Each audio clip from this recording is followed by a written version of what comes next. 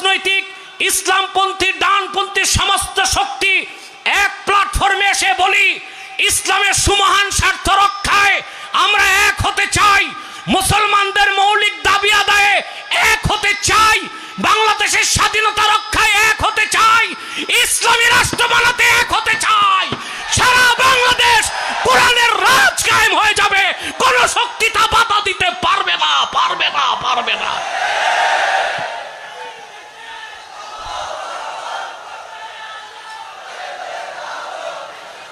আসুন আমাদের স্বার্থকে, একটা স্বার্থে আমরা এক হতে পারি, আমরা প্রত্যেক ইসলামী রাষ্ট্র চাই। পদ্ধতিতে কারো কারো ভিন্ন ভিন্ন দৃষ্টি থাকতে পারে, আমি চাই খোলাফায়ে রাশিদিনের পদ্ধতিতে হবে, আজ হোক কাল হোক। তবে এটা চাই না সংসদ ফাঁকা করে দিব নাস্তিক আর কাফেরদেরকে, ওখানে কথা বলার লোক লাগবে, ঠিক কিনা বলে? তো দেশই হাতছাড়া হয়ে যাবে। আমাদের স্বার্থটা হোক ইসলামের সুমহান স্বার্থ রক্ষায় আমরা সব এক হয়ে যাব। কার গোল টুপি, কার লম্বা টুপি, এটা দেখব না। কে আলিয়া, কে কওমি, এটা দেখব না। মুসলমানদের মৌলিক দাবিগুলো আদায় করতে হবে বাংলাদেশে। আদায় হচ্ছে?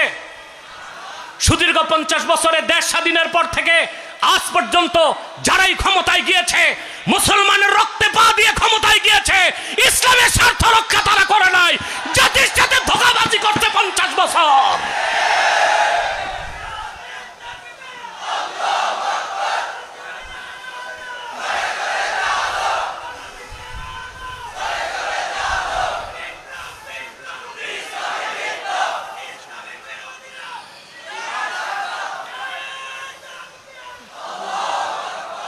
দশ মাস আগে বলেছিলাম আপনাদেরকে, ফ্যাসিবাদ ধ্বংসের পরে যে সুযোগ এসেছে তা যদি কাজে লাগাতে না পারেন, আগামী 50 বছরেও সুযোগ আপনাদের আর আসবে না। এখন সংলাপে বসুন, কাছাকাছি আসুন। পলিটিক্যাল ইন্টেনশন থেকে ঐক্য কোনোদিন বাংলাদেশে সার্থকতা আনবে না। পলিটিক্যাল, নন পলিটিক্যাল সকল ইসলামপন্থী পীর মাশায়েখ আলেম ওলামা ডানপন্থীকে এক প্ল্যাটফর্মে আনুন, ইসলামের স্বার্থ রক্ষা করুন, মুসলমানদের মৌলিক দাবিগুলো আদায় করুন, বাংলাদেশের স্বাধীনতা রক্ষায় এক হয়ে যান। স্বাধীনতা আজকে বিপন্নের মুখে, কে কি বলবে আমি তা জানতে চাই না। আমার পার্বত্য চট্টগ্রাম আজকে হুমকির মুখে। আমার রোহিঙ্গাদের হাতে, রোহিঙ্গাদেরকে খ্রিস্টানরা এসে খ্রিস্টান বানাচ্ছে। খ্রিস্টান সংখ্যা যখন বেড়ে যাবে, এই আমেরিকায় তাদের হাতে অস্ত্র দিবে।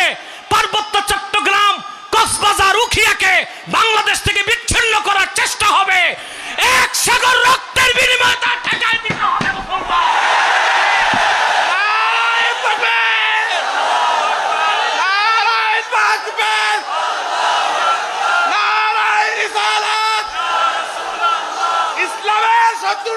আমার ভাইয়েরা, যেভাবে বাংলাদেশে শত শত মর্দ মুজাহিদ ভারতীয় আধিপত্যবাদকে নস্যাৎ করে দিতে রক্ত দিয়েছে, যদি মার্কিন আগ্রাসন ধেয়ে আসে, এই দেশের ইসলামী জনতা আবারও বুকের রক্ত ঢেলে দিতে প্রস্তুত আছে।